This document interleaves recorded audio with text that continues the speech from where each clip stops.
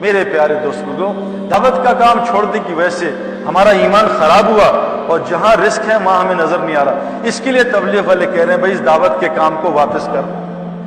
میرے پیاروں، گزارش میری آپ سے ہے، ہمارے جو ہم سے سب سے بڑا مسئلہ ہوا، ہم سے دعوت کا کام شیطان نے چھین لیا۔ جو مسلمان دعوت نہیں دے گا یہ سارا دن نفس اور شیطان اس کو دعوت دے گا۔ ہم یہ دعوت 3 دن رہنا یہ کوئی سنت نہیں ہے، یہ چلا لگانا کوئی وہ حدیث سے ثابت نہیں ہے، یہ تو مسلمان کو دائی بنانے کی محنت ہے۔ یہ ایک طریقہ کار ہے کہ مسلمان اس محنت پہ آ جائے۔ کرکٹ کی پریکٹس کے لیے نہیں ہے، اس لیے تاکہ یہ کرکٹر بن جائے۔ یہ جو بیان ہے یہ موبائلوں کے لیے نہیں ہے۔ آج ہمارا بیان موبائلوں میں ہوتا ہے، بیان کا ایک حصہ ہمارے اندر نہیں ہے۔ ہمارا قرآن موبائل میں ہے، 20 کتابیں حدیث کی موبائل میں، ہمارے جسم میں ایک کتاب بھی نہیں ہے۔ میرے پیارے، بعض لوگ ریکارڈنگ دبا کے سو جاتے ہیں بیان میں، زندگی بھر کبھی بیان نہیں سنتے موبائل پر۔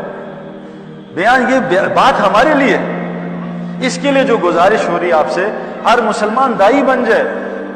حضرت محمد صلی اللہ علیہ وسلم کی اتباع، آپ علیہ السلام دن میں مدثر تھے اور رات میں مزمل تھے، دن میں مجنون کی طرح لوگوں کو دعوت دیتے تھے۔ حدیث میں آتا ہے ایمان کی تجدید کرو۔ کہا ایمان کی تجدید کیسے کریں؟ کہا لا الہ الا اللہ کہا کرو۔ ہم صرف پڑھنے میں لگ گئے، پڑھنا الگ محنت ہے۔ جو لا الہ الا اللہ کا ذکر تنہائی میں نہیں کرے گا اس کی دعوت میں اللہ جان نہیں رکھیں گے۔ جو تنہائی میں دعا تلاوت نہیں کرے گا اس کی دعوت پھوکی ہوگی۔ لیکن حکم ہے ایمان کی تجدید کرو، لا الہ الا اللہ کو کثرت سے بولا کرو۔ میرے پیارو، آج ہم نے کلمے کو بولنا چھوڑ دیا، کلمے کی دعوت چھن گئی۔ یہ اتنا بڑا عمل ہے، قرآن کہہ رہا ہے وَمَنْ أَحْسَنُ قَوْلًا مِّمَّنْ دَعَا إِلَى اللَّهِ، سب سے آسان عمل لوگوں کو اللہ کی طرف بلانا۔ اللہ فرما رہے ہیں واللہ یدعو الی دار السلام، اللہ کہہ رہے ہیں میں بھی دائی ہوں۔ واللہ یدعو الی الجنۃ والمغفرہ، اللہ جنت اور مغفرت کی دعوت دے رہے ہیں۔ تمام انبیاء دائی تھے، یہ امت بھی دائی ہے۔ آج امت نے دعوت کا کام چھوڑا۔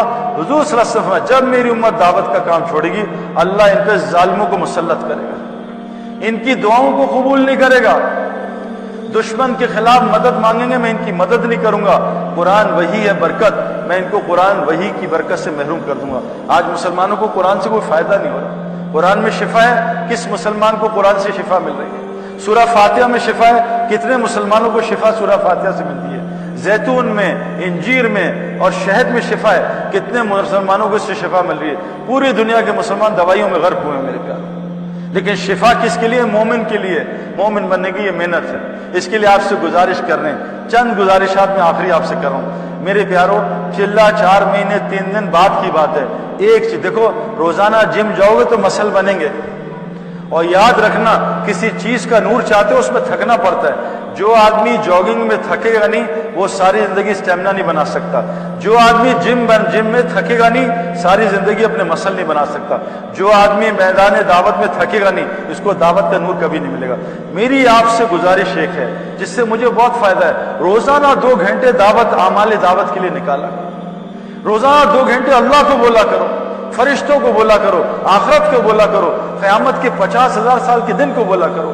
آج ہمارا ڈسکشن کیا ہوتا ہے؟ کل کیا ہوگا، پرسوں کیا ہوگا، ڈگری کے بعد کیا ہوگا، ماسٹرز کے بعد کیا ہوگا، شادی کے بعد کیا ہوگا، بچے ہوں گے کیا ہوگا، اور بھائی مرنے کے بعد کیا ہوگا۔ ابھی ایک خبر آ جائے کہ چائنا یوں کر رہا ہے، امریکہ، مسلمان پریشان ہو جاتے ہیں، اور موت کے بعد کیا ہوگا؟ اللہ کے نزدیک ساری دنیا مچھر کا پر بھی نہیں۔ جب اللہ حساب کتاب لیں گے میرا کہ بتا دنیا میں تجھے بھیجا کیوں تھا؟ ایک آدمی نے موٹر سائیکل ہی ادھر سے نکلا، ادھر نکلا، ادھر، بھائی کہاں جا رہے ہو؟ کوئی پتہ نہیں، بس ایسے ہی چلا رہا ہوں۔ وہ کہ تمہارا جا کہاں رہے ہو؟ ہمیں مقصد ہی نہیں پتا کیوں آئے۔ میری ایک گزارش ہے، بہت آسان کام ہے، 2 گھنٹے دن میں نکال لو کہ میں 2 گھنٹے دن میں دائی بنوں گا، اللہ کی طرف لوگوں کو بلاؤں گا۔ 2 گھنٹے، اور 1 گھنٹہ رات کا نکال لو کہ رات کو اللہ 1 گھنٹے تجھ سے بات کروں گا۔ 3 گھنٹے دین کو دے دو، 21 گھنٹے دنیا کا کام کرو، اللہ آپ کی دنیا جنت کی دنیا بنا دے گا ایمان سے۔ جنت کی ساری نعمتیں، عزت، محبت، سکون، چین، بے اطمینان، بے خوف زندگی اللہ دنیا میں دے گا۔ یہاں ایپیٹائزر ہے، وہاں مین کورس ہے۔ اس کے لیے شرط ہے ہم دائی بن جائیں۔ اگر دائی نہ بنے میرے پیارو، اللہ تعالیٰ عذاب فوراً نہیں بھیجتے۔ جیسے ڈاکٹر کڑوی گولی سے شروع کرتا ہے اور پھر میٹھی گولی، پھر کڑوی گولی، پھر وہ ڈرپیں لگاتا ہے، پھر آپریشن کرتا ہے۔ اللہ کا بھی یہی نظام ہے۔ تو آج جو مسلمانوں پہ حالات آئے ہیں، کڑوی گولیاں شروع ہو گئی ہیں۔ اب پھر آپریشن بھی ہے، اس آپریشن سے بچنے کے لیے اس کام کو کرنا ہے۔ نبی اب کوئی نہیں آئے گا، حضرت محمد صلی اللہ علیہ وسلم آخری نبی ہیں۔ اب ہماری آپ کی سب کی ذمہ داری، 6 ارب غیر مسلم ہیں۔ میرا ایک آپ سے سوال ہے، شیخ سدیس صاحب جمعہ پڑھا رہے ہیں مسجد حرام میں، پیچھے 10 لاکھ آدمی کھڑے، اور شیخ سدیس صاحب نے جمعے میں کہا اللہ اکبر، خطبے کے بعد نماز شروع ہو گئی اور سورہ فاتحہ شروع کر دی، اور سامنے ایک بچہ ہے 10-11 سال کا نابالغ، وہ کہے چیخے مارے کہ شیخ سدیس میرے کپڑے آگ لگ گئی ہے، مجھے میری جان بچاؤ، میں جل نہ جاؤں۔ بتاؤ شیخ سدیس نماز ختم کرے اور بچے کو جلنے دے یا نماز توڑ کے بچے کی جان بچائے؟ بتائیں بھی کیا کرے؟ بچے کی جان بچانی چاہیے نا۔ ایک بچہ 11 سال کا مسلمان ہے، اگر جل بھی جائے سیدھا جنت میں، مسلمان جل کے مرے شہادت کی موت ہے، یہ بچہ اس کا تو حساب ہی نہیں ہے۔ اب ایک بچے کی جان بچانا جو مسلمان ہے، دنیا کی آگ سے اس کو بچانے کے لیے نماز اتنی بڑی عبادت ہے کہ طواف بھی نماز کے لیے طواف بھی بند ہو جاتا ہے، بند کرو طواف، نماز ہو رہی ہے، اتنا بڑا عمل۔ لیکن ایک بچے کی جان بچانے کی نماز توڑ دو، ساری نماز توڑ دو 10 لاکھ کی، ایک بچے کی جان بتاؤ میرے پیارو، 6 ارب لوگ غیر مسلم ہیں، ان کو جہنم کی آگ سے بچانے کے لیے کیا کرنا پڑے گا؟ یہاں تو اگر نماز پڑھ دی نا پوری، پکڑ ہو جائے گی اللہ کی طرف سے، توڑو نماز، ایک بچے کو بچاؤ۔